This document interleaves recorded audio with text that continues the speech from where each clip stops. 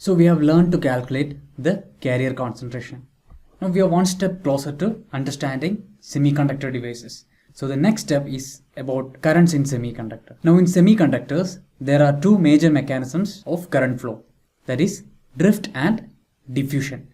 So in this video, we will see an overview about drift and diffusion. We will discuss about each drift and diffusion later in detail. Now we are talking about semiconductor materials. So let's say we have a semiconductor material and it have charge carriers in them. So we are considering a semiconductor material with charge carriers.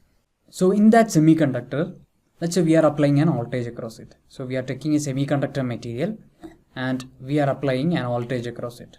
Now when we apply an voltage, we have seen in an earlier video that electric field is set up. So across the material, an electric field is set. Now electric field is the cause of drift current.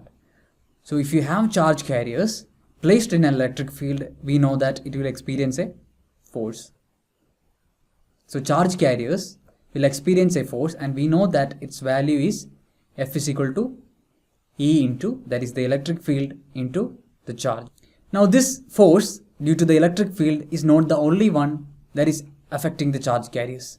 Now the charge carriers experience forces of scattering. So there is an electric field trying to move the charge carriers in a particular direction and there is scattering.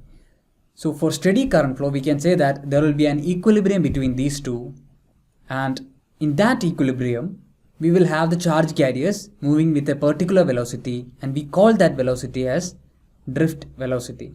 And we know that when charges have a net directional moment, we can say that there is a current flow. Now in our semiconductor material, we have charge carriers which are free electrons as well as holes. There is the ability of electron to move is not same as that of holes because they are in completely different energy levels. So there is one more parameter that will come into act here is the mobility of these charge carriers. So mobility is another important term in drift current. We will discuss about each of these in detail, and mobility is simply the ability of charge carriers to move. We can call it as ability to move. Now let's see about diffusion current. So diffusion, we have said that it is the spreading of charge carriers. Consider a semiconductor material.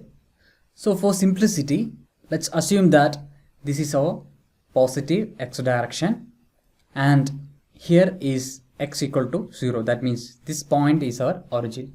Now let's say we have a lot of charge carriers accumulated at this point. Now we can say that the carrier concentration is high at this point, at this end. Now these charge carriers will have a tendency to diffuse or spread along all directions. Let's say these charge carriers spread along the x direction. So what we have here is a change in or a difference in carrier concentration at one point compared to another. So we have a higher concentration at one point compared to a lower concentration at another point. So what we have is a gradient, that is space gradient of carrier concentration. Let's say N be the electron concentration and P be the hole concentration. Now we can say that the space gradient, that is we have assumed x direction, so we can write the gradient as dN by dx. So the diffusion current due to electrons is proportional to the concentration gradient, and due to holes is proportional to the concentration gradient of holes. So simply we can say that diffusion current is proportional to the space gradient of carrier concentration.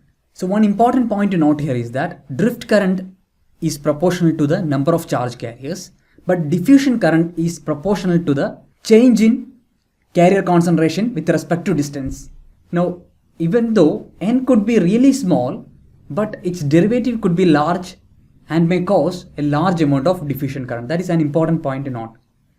That is, in the case of diffusion current, even though the actual number of charge carriers or carrier concentration is small, its gradient could be large and cause large amount of diffusion current. So I hope that you have understood the basics of drift and diffusion. First we will see about drift current.